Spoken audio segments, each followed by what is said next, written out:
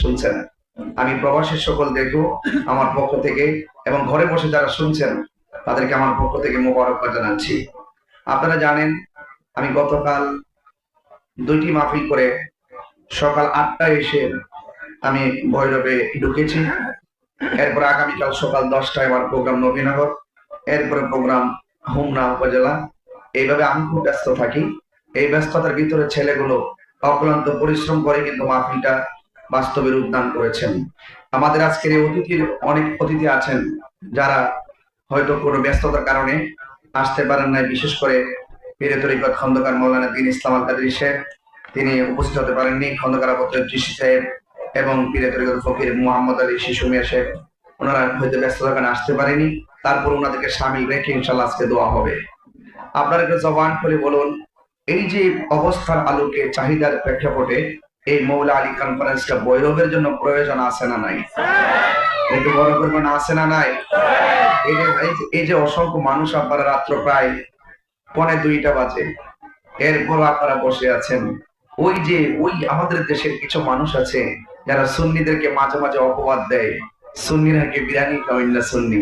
আচ্ছা কোন তো দেখি, এই রাত্র 1:45 বাজে আমাদের কোনো আজকে তাবারুক আছে? আমাদের তাবারুক একটাই, জিকরে মৌলা আলী। কথা বলেন ঠিক না বেঠিক? তো সুতরাং আমরা এই এই এই সুন্নিরা আমরা কখনো সিন্নি খাওয়ার জন্য লালায়িত নয়। আমাদের আমাদের তাবারুক হলো জিকির, চিৎকার মারহাবা। এই জন্য আমাদের যে একজাক তরুণ যোদ্ধা আছেন, বিশেষ করে আপনারা শুনেছেন মেশকাত রেজা, সেও খুব সুন্দর বক্তব্য রেখেছেন। তরুণ যোদ্ধারা তারা অনেক কাজ করছেন এবং শায়ের জানাবা মিরাজাত মন মাতানো সানাই মোস্তফা পরিবেশন করে আপনাদেরকে উদ্বিলিত করেছেন। হ্যাঁ, এবং মুফতি মাওলানা জহির ইসলাম জাহিরি লাস্টে খুব সুন্দর হৃদয় বিদারক নাত রাসূল পড়ে আমাদের হৃদয় গোচালা করেছেন। তো সবকিছু মিলে আপনারা একটু হাত তোলেন। হাত তুলে একটু বলতে চাই, আমরা খুশি না বেজার? আরো বড় করবেন, খুশি না বেজার? আল্লাহ পাক যেন আমাদের সকলকে কবুল করে বলুন আমিন। তাইলে আজকে সন্ধ্যা থেকে এই পর্যন্ত, সারা রাত্র পর্যন্ত আমাদের উলামায়ে কেরাম একদম বেঁধে দেওয়া বিষয় অনুযায়ী ওনারা কি করেছেন? আলোচনা করেছেন। এ থেকে আমাদের লাভ হয় নাই? আরো যদি লাভ হয় নাই, লাভ হয়েছে। এই জন্য আমরা সবচেয়ে বড় সম্পদ হলো ঈমান। সবচেয়ে বড় সম্পদ কি? আচ্ছা, নামাজ যে পড়ছেন, এক সাহাবী নবীরে প্রশ্ন করে, ইয়া রাসূলুল্লাহ, আপনার উপরে কিভাবে সালাম দিব আমরা জানি, কিন্তু আপনার উপরে নামাজের ভিতরে আমরা কিভাবে আপনার উপরে দুরূদ পড়ব? দেখেন কথাটা কিন্তু অনেক অনেক কঠিন, যে আপনাকে কিভাবে সালাম দিব সেটা আমরা জানি। নামাজের ভিতরে সালাম দেই না? আসসালামু আলাইকা আইয়ুহান নবী পড়ি না? আপনাকে কিভাবে সালাম দিব সেটা আমরা জানি, কিন্তু নামাজের মধ্যে আপনাকে আমরা আপনার উপরে দরুদ শরীফ পড়বো কেমনে? তখন আল্লাহর হাবিব দেখেন কি বলেছেন। আল্লাহর হাবিব বলেছেন, নামাজের মধ্যে তোমরা দরুদ পড়বে, আল্লাহুম্মা সাল্লি আলা মুহাম্মাদ ওয়া আলা আলি মুহাম্মাদ। সুবহানাল্লাহ বলবেন না? এই ওয়া আলা আলি মুহাম্মাদ মানে হলো আহলে বায়াত। তার মানে বোঝা গেল নামাজের মধ্যে এমপি কে সালাম দিলে নামাজ বাতিল, মন্ত্রীকে সালাম দিলে নামাজ বাতিল। নামাজের ভিতরে নবীজিকে আহলে বায়াতকে স্মরণ না করলে নামাজ বাতিল। তাই নামাজ আফদালুল ইবাদত সালাত, সর্বোত্তম ইবাদতের মধ্যেও আহলে বায়াত আছে না নাই? আর বড় করে আছে না নাই? আছে। সেই জন্য আহলে বায়াতের শান সম্পর্কে আমি ওনারা যে আলোচনা করেছেন তাদের আলোচনার সাথে আমার কোনো কথা যেন না মিলে, যে কথাগুলো বাকি রয়ে গেছে। হুজুররা তো সময়ের কারণে অনেক অনেক মহাসাগর আলেম বলে এসেছিলেন, ওনারা সময়ের কারণে বিস্তারিত বলতে যতটুকু বলেছেন অসংখ্য বলেছেন। আরো যদি সময় দিতাম আরো বলতেন। এরপরে একটা কনফারেন্সের নিয়ম অনুযায়ী ওনারা সুবিবেচনা করে আলোচনা কমিয়ে দিয়েছেন। তো আপনাদের কাছে আমার একটা কথা অনুরোধ থাকবে, আমরা মৌলা আলী রাদিয়াল্লাহু তাআলা আনহুকে ভালোবাসি, এতে কোনো সন্দেহ আছে? এই মৌলা আলী কনফারেন্সটা ভৈরবে করার মূল কারণ হলো যে অনেকে বলে যে আমরা সুন্নিরা মৌলা আলীর বিদ্বেষ করি, মৌলা আলী রাদিয়াল্লাহু বিরোধিতা করি। তো আমরা ওই সমস্ত বিরুদ্ধবাদীদের জবাব দেওয়ার জন্যই আমরা বুঝাইতে চাই, আমরা সুন্নি এমন সুন্নি আমরা আহলে বায়াতকে ভালোবাসি, সাহাবায়ে কেরামকে ভালোবাসি, আল্লাহকে ভালোবাসি, আউলিয়া কেরামকে ভালোবাসি, মাকে ভালোবাসি, সম্প্রীতিকে ভালোবাসি। এই সকল কিছুর মিলিয়ে 100% হৃদয়ে আল্লাহর বিধানগুলোকে ধারণ যে করতে পারে তারাই হলো সুন্নি। কথা বলেন ঠিক কিনা? এজন্য আমরা কাউকে খুশি করতে গিয়ে কাউকে বেজার করতে পারবো না, কারণ এই অথরিটি আল্লাহ আমাদেরকে দেয় নাই। এবার আসেন রাসূল করিম সাল্লাল্লাহু আলাইহি ওয়াসাল্লামের আহলে বায়াত হযরত মাওলানা আলী রাদিয়াল্লাহু তাআলা আনহু সম্পর্কে আমি কিছু কথা একটু বলতেই হয়, যে এই কথাটা আমি একটা হাদিস শরীফ উচ্চারণের মাধ্যমে আমি আপনাদেরকে তুলে ধরবো। আন আয়েশা রাদিয়াল্লাহু তাআলা আনহা قالت, হযরত আয়েশা সিদ্দিকা রাদিয়াল্লাহু তাআলা আনহা থেকে বর্ণিত, তিনি বলেছেন, রাআইতু আবু বকর সিদ্দিক রাদিয়াল্লাহু তাআলা আনহু, আয়েশা সিদ্দিকা বলেন যে আমি আমার আব্বা আবু বকরকে দেখেছি, ইউকসিরুন নাজরা ইলা ওয়াজহি আলী রাদিয়াল্লাহু তাআলা আনহু, আমি আমার আব্বাকে দেখেছি, আমার আব্বা আবু বকর বেশি বেশি মৌলা আলী রাদিয়াল্লাহু তাআলা আনহুর চেহারার দিকে তাকাইছে। হ্যাঁ, তখন ফাকুলতু লাহু, আমি আমার আব্বা মৌলা আলী রাদিয়াল্লাহু তাআলাকে জিজ্ঞেস করলাম, ইয়া আবা, হে আমার বাবা, আরাকা তুকসিরুন নাজরা ইলা ওয়াজহি আলী রাদিয়াল্লাহু তাআলা আনহু, অবশ্যই আমি আপনাকে দেখেছি, আজকে আপনাকে দেখেছি আপনি বেশি বেশি মৌলা আলী রাদিয়াল্লাহু তাআলা আনহুর চেহারার দিকে তাকান। আচ্ছা, মেয়ে হিসেবে তো বাবাকে এটা জিজ্ঞাসা করতেই পারে কি পারে না? তখন হযরতে মৌলা আলী, হযরতে সিদ্দিক আকবর রাদিয়াল্লাহু তাআলা আনহু বলেন, কি বলেন, ইয়া বুনাইয়াতু, হে আমার মা, সামিউতু রাসূলুল্লাহ সাল্লাল্লাহু আলাইহি সাল্লাম ইয়াকুল, আন নাজরা ইলা ওয়াজহি আলী রাদিয়াল্লাহু তাআলা আনহু ইবাদাতুন। হযরত আবু বকর সিদ্দিক রাদিয়াল্লাহু তাআলা বলছেন, হে মা, আমার নবীজিকে বলতে শুনেছি যে তিনি বলেছেন, আন নাজরা ইলা ওয়াজহি আলী রাদিয়াল্লাহু তাআলা আনহু ইবাদাতুন, হযরতে আলী রাদিয়াল্লাহু তাআলা আনহু চেহারার দিকে তাকানো ইবাদত। আর বড় করে বলেন না সুবহানাল্লাহ। তাইলে মৌলা আলী রাদিয়াল্লাহু তাআলা আনহুর চেহারার দিকে সাহাবারা তাকায় থাকতেন। তার মানে আপনি বুঝতে পারতেছেন তো মৌলা আলীর শানটা কত। আর তিনি শান থেকে হলো আলাদা একটা স্পেশাল মর্যাদা, কারণ ওনারা হলেন আহলে বায়াতের সদস্য। কথা বলেন ঠিক কিনা? তার মানে কাউকে ভালোবাসতে গিয়ে কাউকে ছোট করে দেখা যাবে না। আমার সমাজের মধ্যে কারোর যদি টাকা নাও থাকে তাকে গরিব কিংবা ফকির বলে গালি দেওয়া যায় না। এই জন্য মর্যাদাগত দিক দিয়ে সাহাবায়ে কেরাম সবাই মর্যাদার পাত্র, আহলে বায়াত সবাই মর্যাদার পাত্র। আপনি মার্কিং করার মতন ক্ষমতা আল্লাহর হাবিব আপনাকে দেয় নাই। আপনি কাকে 3 নম্বর দিবেন, কাকে 5 নম্বর দিবেন, এরকম মার্কিং করতে দেওয়া যাবে না। এবার আসেন, আল্লাহর হাবিব সিদ্দিক আকবরকে বলছেন, হে আবু বকর, আমার শরীরটা যেন কেমন কেমন লাগে, তুমি একটু মসজিদের মধ্যে ইমামতিটা করিব। আবু বকর সিদ্দিক রাদিয়াল্লাহু তাআলা বললেন, ইয়া রাসূলুল্লাহ, আপনার মেহরাবে দাঁড়িয়ে আমি নামাজের ইমামতি করব? আমার পা থরথর করে কাঁপছে। রাসূল ডাক দিয়ে বলেন, আবু বকর, তুমি ভুলে যেও না, তোমাকে যিনি হুকুম করেছেন তিনি রাহমাতুল লিল আলামিন। বাস সিদ্দিক আকবর গিয়ে নামাজের মেহরাবে দাঁড়ায় গেলেন। দাঁড়ানোর পরে আমার নবীজি ওই ঘর থেকে ভর করে করে জানালার বরাবর দাঁড়িয়ে কাপড়টা সরালেন। কাপড়টা সরাইয়া তিনি জামাতের দিকে তাকায়া চোখের পানি ফেলে কান্না শুরু করলেন। হযরত আয়েশা সিদ্দিকা বলেন, ইয়া রাসূলুল্লাহ, আপনি অসুস্থ, আপনি ভর করে দাঁড়িয়ে মসজিদের দিকে তাকিয়ে কেন কান্না করতেছেন? আমার নবীজি বলেন, আয়েশা রে, দেখো না, আজকের চোখের পানি এটা দুঃখের পানি নয়, আজকের চোখের পানিটা আনন্দের পানি। তুমি তাকায়া দেখো, আমি মেহরাবে যাই নাই, নামাজ পড়ানোর জন্য সিদ্দিক আকবর কিভাবে ইমামতের জায়গায় দাঁড়িয়ে গিয়েছে, আর তার পিছনে সব সাহাবীরা লাইন ধরে দাঁড়িয়ে গেছে। আমি বুঝতে পেরেছি, আমি রাসূল যখন শরীয়তের পর্দার আড়াল হয়ে যাব, এইভাবেই পাগলরা এই মসজিদের মেহরাবকে পাহারা দিয়ে রাখবে। জোরে কন্যা সুবহানাল্লাহ। আচ্ছা, এখানে আমার নবীজি অসুস্থ, একদম শেষ কথা বলতেছি। ওই মুহূর্তে আমার নবী বলতেছেন, হে আবু বকর, তুমি নামাজ পড়াবে। আর এই দিক দিয়ে আমার নবী আবার মৌলা আলীকে কি বলে শুনেন। মৌলা আলী রাদিয়াল্লাহু তাআলা আনহুকে বলতেছেন, শুনলেন হাদিসটা একটু বলি। আন আব্দুল ওয়াহিদ ইবনে আবি আউন রাদিয়াল্লাহু তাআলা আনহু قال قال رسول الله صلى الله عليه وسلم لعلي بن ابي طالب রাদিয়াল্লাহু তাআলা আন في مرضه الذي توفي فيه।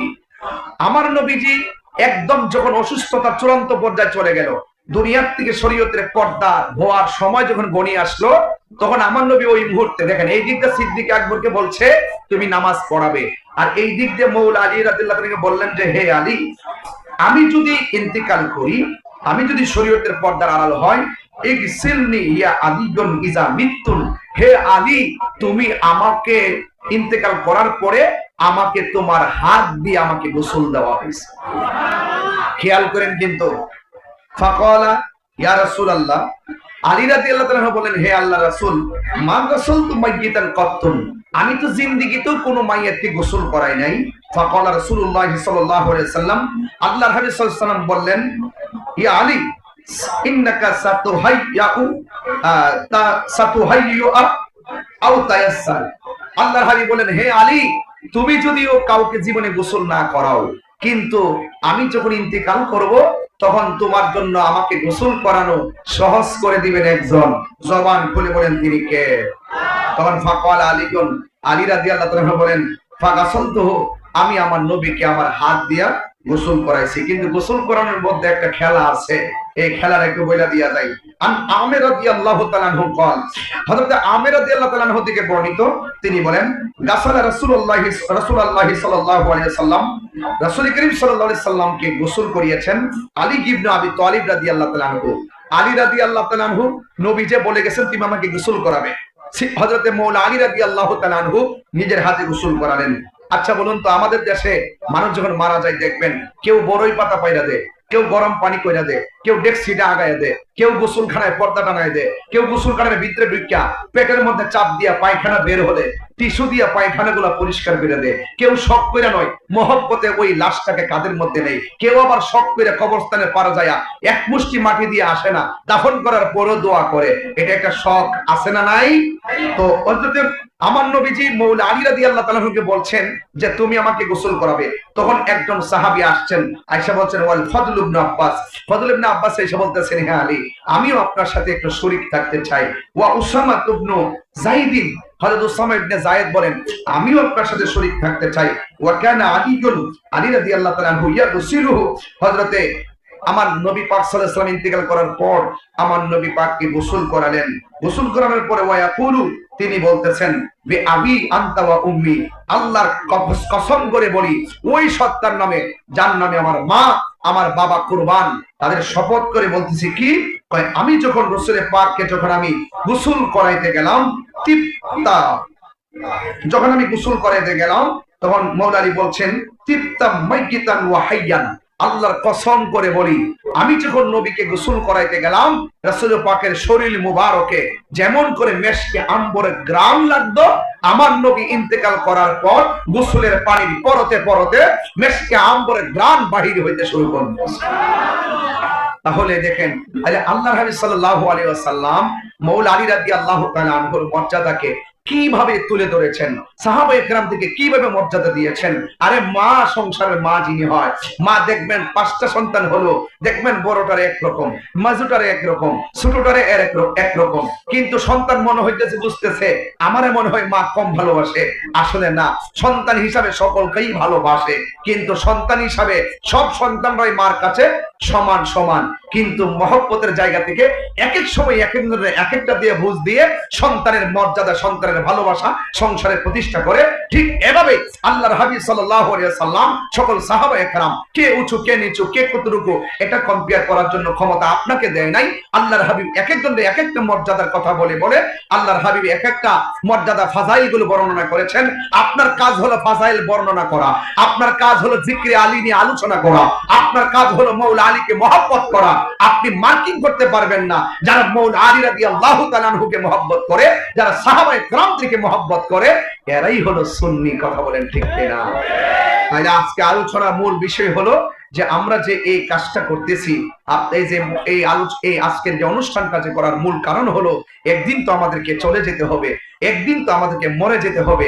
আজকে ভৈরবের মধ্যে 19 বছর ধরে 19-20 বছর হয়ে গেল ভৈরবে আসি, গোয়াস্তর কম করি নাই, কারবালার ওয়াজ করেছি, মা বাবার ওয়াজ করেছি, কবর আলোচনা করেছি, অনেক মানুষ কেঁদেছেন, কিন্তু ওই কান্নার ভিতরে কিছু মানুষ আছে চোখের পানি কেড়ে নেওয়ার জন্য বিভিন্ন ভাবে আপনাকে লোভ লালসায় ফেলে দিয়েছে, বিভিন্ন অর্থের প্রলোভন দেখিয়ে আপনার চোখের পানিকে কেড়ে নিয়েছে, আপনাকে বিভিন্ন লোভ দেখিয়ে আপনার ঈমানকে হরণ করে নিয়ে নিজেদের একটা বলয় সৃষ্টি করার জন্য আপনাদেরকে যখন মিসগাইড করার জন্য তারা চেষ্টা করেছে, ঠিক ওই মুহূর্তে আমি আমার রেসপন্সিবিলিটির জায়গা থেকে মৌলা আলী রাদিয়াল্লাহু তাআলার কনফারেন্সের মাধ্যমে এই দেশে নয় সারা বিশ্বে যত সর্ববাতিল রয়েছে, খারিজি, রাফিজি, শিয়া, মুতাজিলা, আশারি সহকারে যত ধরনের 72 ফেরকা আছে, সকল 72 ফেরকা থেকে মুক্ত যদি থাকতে হয় তাহলে আপনার অন্তরে আহলে বায়াতের মহব্বত লাগবে। কথা বলেন ঠিক কিনা? এবার আসেন শেষ কালাম বলে দিয়ে যায়। কেন লাগবে? আল্লাহর হাবিব বলছেন, আমি তোমাদের কাছে দুইটা জিনিস রেখে যাচ্ছি, এই দুইটা জিনিসকে যদি আঁকড়ে ধরে রাখো তাহলে কোনোদিন তোমরা পথভ্রষ্ট হবে না। এক নম্বর হলো আল্লাহর কোরআন, দুই নম্বর হলো আমি নবীর সুন্নাহ। কিন্তু এখানে রাসূল সীমাবদ্ধ থাকে নাই। রাসূল করিম সাল্লাল্লাহু আলাইহি সাল্লাম নূরানি জবান মুবারকে আরেকটা কথা বলেছেন, আমি তোমাদের কাছে দুইটা জিনিস রেখে যাচ্ছি, একটা হলো আল্লাহর কোরআন, আরেকটা হলো আমার আহলে বায়াত। দেখেন ওখানে বলছে আমি রেখে যাচ্ছি সুন্নাহ, আবার এখানে বলছে আমি রেখে যাচ্ছি আহলে বায়াত। আহলে বায়াত কথাটা কেন বলেছেন? কারণ রাসূল তো গায়েবের খবর দেনেওয়ালা। বড় করে বলেন ঠিক কিনা বলেন? রাসূল গায়েবের খবর দেনেওয়ালা। দেখেন এখন তাকায়া দেখেন, আমরা যারা দীর্ঘদিন ধরে নয় আমাদের বাপ-দাদার আমল থেকে আমরা লিখে আসছি আহলুস সুন্নাত ওয়াল জামাত, আমরা সুন্নি। এখন দেখেন অনেক ধরনের গ্রুপ বেরিয়ে গেছে, এখন যত ধরনের বাতিল আছে সকল বাতিলগুলো এখন নিজেদেরকে আহলুস সুন্নাত ওয়াল জামাত দাবি করা শুরু করেছে। তার মানে রাসূল যে গায়েবের খবর দেনেওয়ালা, এটা আবার আমরা স্পষ্ট ইউনিভার্সাল ট্রুথ হিসাবে আকাশে দীপ্যমান তারকা যেমন সত্য, তারকারা যেমন সত্য, চাঁদ যেমন সত্য, রাসূলের পাকের ভবিষ্যৎবাণীগুলো সত্য।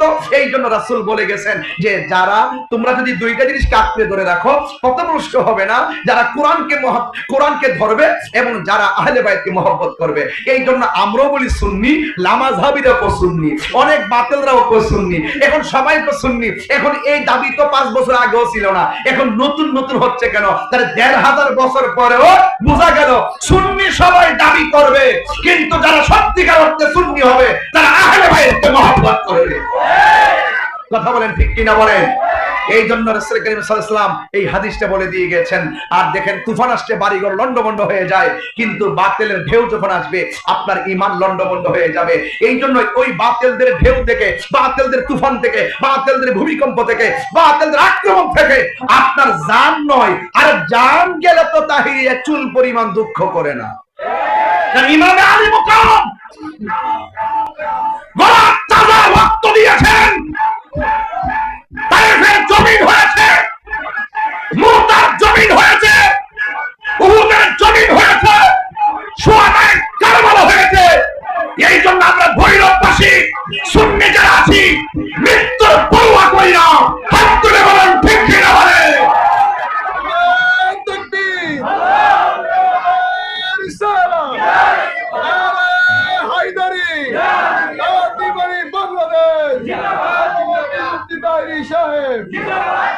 এই জন্য যুবক ভাইরা আমার, এই প্রোগ্রামটা এত গুরুত্বপূর্ণ। এই জন্য বলছি প্রোগ্রামটা এত গুরুত্বপূর্ণ। হ্যাঁ, আমরা আহলে বায়াতকে মহব্বত করি, করার মতো করি।